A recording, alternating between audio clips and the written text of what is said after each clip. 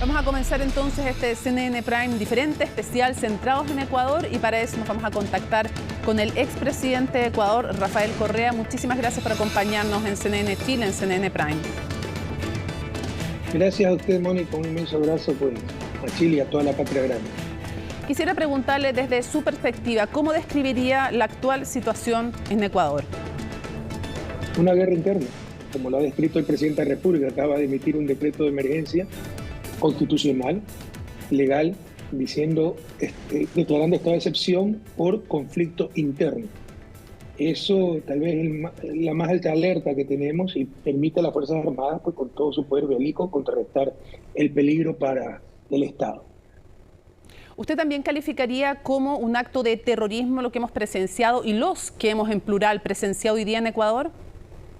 Por supuesto, pero como le indico, la Constitución establece, lo llama aquello conflicto interno, ¿no? Y eso, como un conflicto externo, permite la total movilización de las Fuerzas Armadas. Si usted tuviera que caracterizar lo que está ocurriendo en Ecuador desde el punto de vista de qué es lo que ha llevado a esta situación y cuáles son los elementos criminales también que están actuando hoy día. Ya no los vemos solo en la cárcel, expresidente, lo vemos también en el resto del país, no lo vemos solo en el norte y en la costa, los vemos en todo el territorio. ¿Es crimen organizado? ¿No es solo narcotráfico? ¿Cuáles son los grupos delictuales? Es crimen organizado, hay varios grupos delictuales, están cosechando lo que sembraron estos 7 años de odio, de persecución, de destrucción del Estado de Derecho.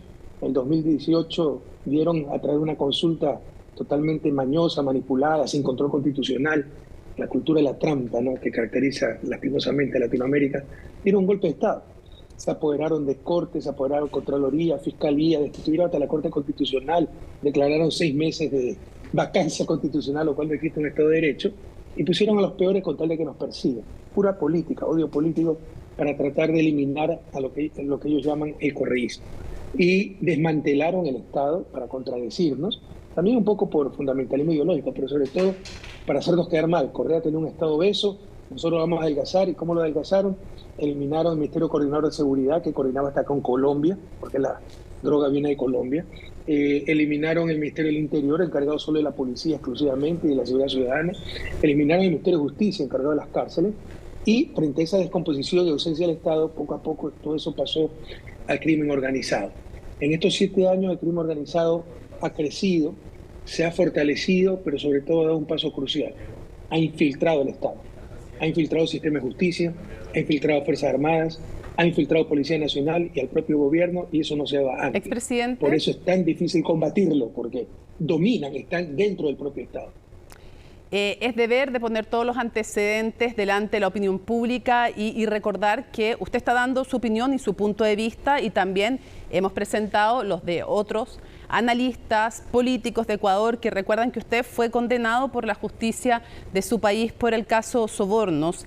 Es necesario que lo digamos así porque son todos los antecedentes los que se tienen que poner. Usted habla de solo 7 años y quiero preguntarle por qué, para quienes nos ven a través de las pantallas de CNN Chile, eso incluye evidentemente el gobierno de quien lo sucedió en el análisis que usted está haciendo de Lenín Moreno y luego de Guillermo Lasso, que no alcanzó a completar su mandato. La pregunta es, muchos analistas dicen es imposible que el crimen organizado en solo 6 años se infiltre al nivel que se ha infiltrado en un país, sea Ecuador o sea cualquiera. Entonces le quiero preguntar si usted no asume también alguna responsabilidad por cómo fue gradualmente infiltrándose y cooptando distintas instituciones el crimen organizado. Créame que ni siquiera me da rabia, me da tristeza escuchar sus preguntas, porque si quiere contextualizar, contextualice. Entonces diga que esa sentencia por el caso Sobornos la ha leído, señorita, porque ese también es su deber como periodista, porque un periodismo serio jamás se haría referencia a una sentencia tan ridícula, rechazada por el mundo entero. Por supuesto que la he leído, presidente. Si usted la lee, entonces ¿por qué me condenaron? A usted lo condenaron por el caso Sobornos y las preguntas, además, ocurrió entre el 2012 y el 2016, pero esto no es una prueba de conocimientos sobre mí como periodista, presidente. Estamos contextualizando y usted puede poner todo el contexto que usted quiera, expresidente. La sentencia, dígame por qué me condenaron a mí. Expresidente, por Sobornos. Me condenan por influjo psíquico. Psíquico, que dirijo una organización internacional de casos Sobornos que nunca ha existido, en plena pandemia, mira, en tiempo récord, con 7 jueces puestos a dedo de los 9 que participaron, para sacarme una condena antes de inscribirme como candidato y a ser presidente de Guillermo Lasso. Contextualicemos todo. Yo es al país como el segundo más seguro de América Latina, hoy somos los 5 más violentos del mundo. Bueno, iba a leer justamente... Si toda destrucción puede esta gente 7 años. Expresidente. Que como periodista sí voy a contextualizar y tener todos los antecedentes. Expresidente, justamente iba a leer, aparte de la condena que usted menciona y que usted tiene todo el derecho a poner su punto de vista, iba justamente a mencionar que cuando usted asume había 17,47 homicidios cada 100.000 habitantes. Cuando usted se va queda en 5, o sea, en el punto más bajo, cada 100.000 habitantes. Que yo doy todos los contextos, no el que le beneficie a uno o a otro solamente, expresidente. Pero el 2021... No dio el contexto completo del caso Soborno. Yo me siento 2021, ofendido porque usted era su deber investigar esa brutal persecución política. Si me permite, y en lugar de eso, ayudan a difamar. Y eso no si me permite, expresidente, le decía yo, de 17,47 homicidios cada 100.000 habitantes, el 2010 pasa cuando usted se va a 5 cada 100.000 habitantes. Esa es la medición que se hace por si alguien no está viendo. El 2021 se dispara, hoy día estamos en 32,67 homicidios cada 100.000 habitantes. Esa es la situación actual, el índice más alto que existe en la historia de Ecuador, a menos que haya algún registro anterior, pero el más alto que yo encontré. La pregunta es, ¿qué pasa en las cárceles de Ecuador hoy día? ¿Y qué pasaba también cuando usted estaba gobernando? ¿Usted vio gérmenes de este crimen organizado? ¿Qué fue lo que usted hizo? ¿Y qué es lo que ve hoy día también? ¿Cómo ha visto la evolución? ¿Qué fue lo que usted vio en esa evolución del crimen organizado? ¿Qué medidas que usted implementó, después se dejaron de implementar? ¿Qué cosas se debieran hacer hoy día? ¿Cuál es el estado hoy día? Porque no es solo en las cárceles, pero ahí hay un foco muy importante. Le hago algunas precisiones. En verdad yo era el país con 5,8 homicidios por cada 100.000 habitantes, la segunda tasa más baja de toda América Latina. Solo nos superaba Chile en cuanto a seguridad, pero Chile es un país con el doble nivel de ingresos per cápita que nosotros. Ahora vamos a llegar a 42. En el 2023 vamos a llegar a 42, o llegamos, homicidios por cada 100.000 habitantes, lo que nos convierte en uno de los 5 países más violentos del mundo. Yo nunca he visto una destrucción tan rápida y profunda de un país en época de paz. ¿Qué hicimos y qué dejaron de hacer los otros? Hicimos una institucionalidad de seguridad, un Ministerio de Justicia encargado de rehabilitación social. En las cárceles teníamos hasta universidades, los reos, los presos se ponían a estudiar, no que se ponían a dirigir de ahí el crimen organizado. Todo desmantelaron. Ministerio de Justicia, Ministerio del Interior solo dedicado para la policía, entregaron de nuevo a la policía a un exoficial, el espíritu del cuerpo, nadie controla nada, son repúblicas independientes, se le quitó presupuesto, eliminaron, como le decía el Ministerio Coordinador de Seguridad, dejamos el sistema de seguridad integrado más completo y moderno de América Latina, hoy está en soletas. El servicio de inteligencia, el crimen organizado se combate con servicio de inteligencia, lo desmantelaron y lo dejaron para perseguir opositores, entonces, y hoy lloramos lágrimas de sangre. Se cosechan lo que sembraron estos 7 años de destrucción del Estado de Derecho, de persecución, de odio, entre otras cosas con el lawfare, la guerra judicial que usted mencionó.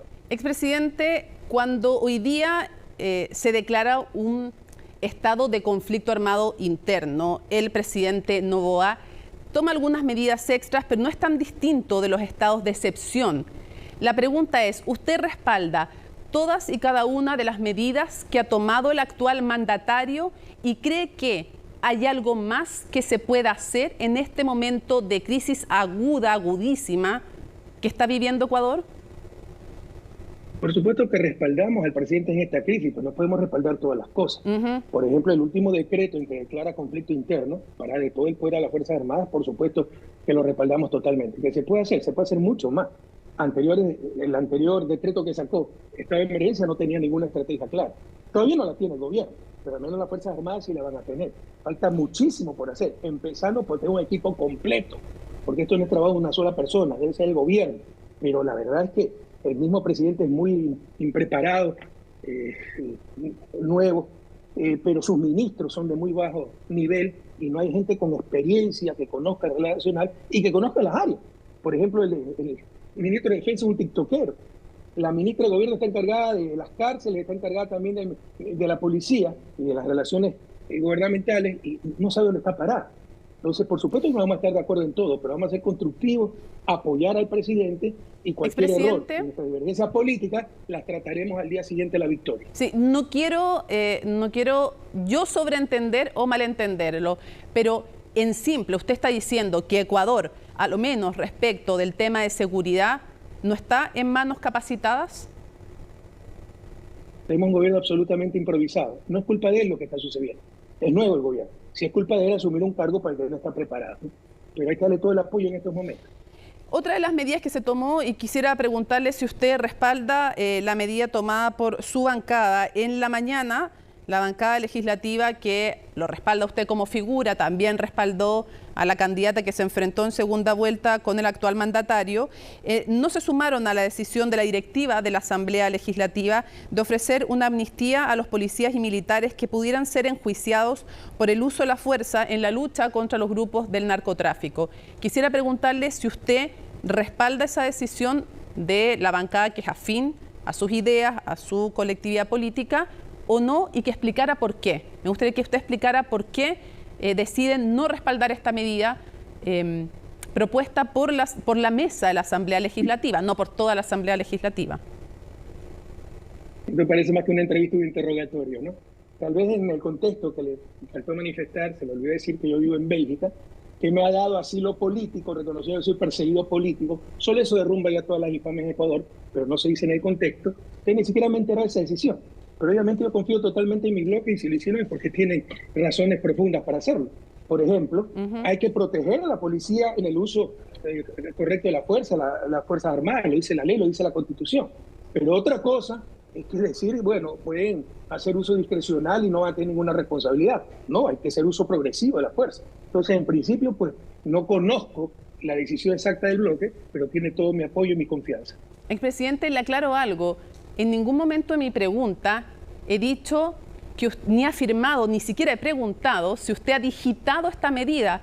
Le estoy preguntando su opinión política respecto de esa decisión. Usted me podía decir que la respaldaba o no. Es una pregunta de su juicio político, de alguien que tiene experiencia en el Estado y que puede decir, mire, me parece muy bien que hayan hecho esto o no. Quisiera preguntarle, ir un poco a algo más global. ¿Qué condiciones, ni siquiera de ahora, ni hace 7 años, sino qué condiciones geopolíticas, de la actividad económica, de la desigualdad social, hacen más proclive a un país como Ecuador o no al ataque de los grupos como el grupo del crimen organizado? ¿En qué condiciones eso pasa? Puntuales, pero también estructurales. Cuando, por ejemplo, siempre se dice, cuando hay pobreza, cuando hay desigualdad, cuando la desigualdad crece, normalmente tienen un terreno más fértil estos grupos. ¿Qué dice usted? ¿Qué es lo que ha pasado en estos años? ¿Qué condiciones estructurales le están haciendo de alguna manera más fácil el camino al crimen organizado? No entendí lo que era digitado, pero en todo caso, yo no conocía la decisión de mi bloque. ¿Qué cambió? Muchísimo. El neoliberalismo, el desmantelamiento del Estado, el odio político. Que le doy algunos datos nomás. Del segundo país más seguro de América Latina, uno de los 5 más violentos del mundo en 7 años. De estar de lejos en la lista de principales exportadores de drogas, ser el principal exportador de coca a Europa. De ser exportadores de energía y tener una de las matrices, 5 matrices eléctricas más estables y amigables con el medio ambiente del mundo. A ser nuevamente importadores de energía como era antes mi gobierno y a tener apagones diarios. El ingreso per cápita ha retrocedido a los niveles de 2011. Y todo eso es fruto del modelo neoliberal de los 2 últimos gobiernos, del desmantelamiento del Estado y le do odio político con una alta dosis de corrupción y de incapacidad. Hace poco conversamos con un analista que decía que desde su perspectiva el hecho de haber eliminado la base de Manta tenía, de alguna manera, él decía algo positivo y algo negativo. Decía que en lo positivo tenía una reivindicación de la necesidad de que el país se hiciera cargo de su seguridad y que le parecía acertado en ese sentido, pero que también de alguna manera permitía el que existiera una presencia de Estados Unidos, algún punto de control respecto de quienes podían en la frontera o en algunos territorios crear inseguridad. ¿Cuál es su postura? Porque usted fue alguien que decidió y dio cuenta en su momento de por qué le parecía que esa base no tenía que seguir operando una base de Estados Unidos en su territorio. ¿Qué opina usted? Nos gustaría saber su opinión. Mire, no sé qué analistas invitan, ¿no? Pero ya mismo viene alguien a echarle la culpa a Simón Bolívar porque expulsó a los españoles. Ese cese del convenio de la base de Manta, que ni siquiera fue expulsión, no renové el convenio porque creemos que la soberanía implica no tener soldados Yo no extranjeros. dije expulsión, expresidente. Fue en el 2009, hace 14 años. Y luego, usted ve la estadística, usted lo ha dicho, solo bajó la tasa de homicidio por cada 100.000 habitantes y dejamos al país como el segundo más seguro de América Latina. Es que vengan con esos argumentos increíbles. Colombia tiene 7 bases militares estadounidenses. Es que no tiene droga. Bukele acaba de convertir a El Salvador en uno de los países más seguros de América Latina. No tiene bases militares.